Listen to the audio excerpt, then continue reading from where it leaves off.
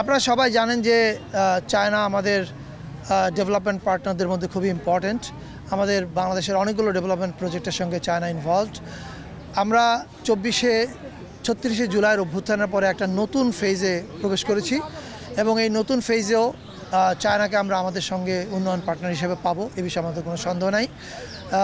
এবং যেরকম অ্যাম্বাসেডর সাহেব বললেন যে এই নতুন বাংলাদেশ, নতুন গণতান্ত্রিক বাংলাদেশের পথে যে আমরা রওনা দিয়েছি, এই রওনার পথে অর্থনৈতিক সহযোগিতার অনেকগুলো ক্ষেত্র আছে, সাংস্কৃতিক সহযোগিতার অনেকগুলো ক্ষেত্র আছে।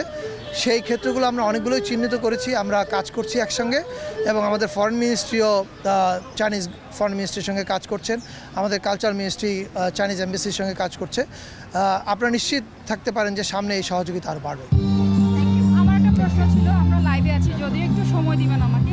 সেটা হচ্ছে যে বিএফডিসিতে আমরা জানি যে আজকে নির্বাচন হওয়ার কথা। এটা অন্য প্রসঙ্গ, এটার মধ্যে আমরা যাওয়াটা ঠিক হবে না। একটু যদি বলতেন, আসলে এই নির্বাচন তারা নাকি বন্ধ করেছে, কালকে রাতে আমরা খবর পেয়েছি। আমরা এমন সিদ্ধান্তের কারণ কি হতে পারে? আমরা এই প্রসঙ্গের মধ্যে থাকি, আর দ্বিতীয়ত ওটা তো আমার মন্ত্রণালয়ের অধীনও না, ফলে আমার ওটা উত্তর না দেওয়াটাই ভালো হবে। গতকালকে আমাদের সরকার পরিষ্কারভাবে বলেছে আমাদের প্রেস কনফারেন্সে যে মাজার বা বাউল সঙ্গীত বা কাওয়ালি গানের উপরে যে কোথাও হচ্ছে, সব জায়গায় না, কোথাও এইটাকে আমরা একটা জায়গায় হলেও আমরা এটাকে টলারেট করব না। আমাদের অবস্থানটা খুব পরিষ্কার যে জিরো টলারেন্স অ্যাবাউট দিস। আর আমরা আমাদের শিল্পকলা একাডেমির পক্ষ থেকে আপনারা দেখতে পাচ্ছেন যে প্রতি মাসে অনেকগুলো ইভেন্ট হচ্ছে, কোনো মাসে 52, 70, 75।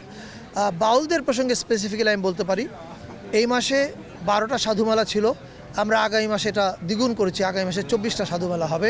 এটা হচ্ছে আমাদের উদ্যোগে, এছাড়া প্রাইভেট উদ্যোগে হতেই থাকবে। ফলে শিল্প সংস্কৃতির ব্যাপারে আমাদের সরকারের অবস্থান পরিষ্কার।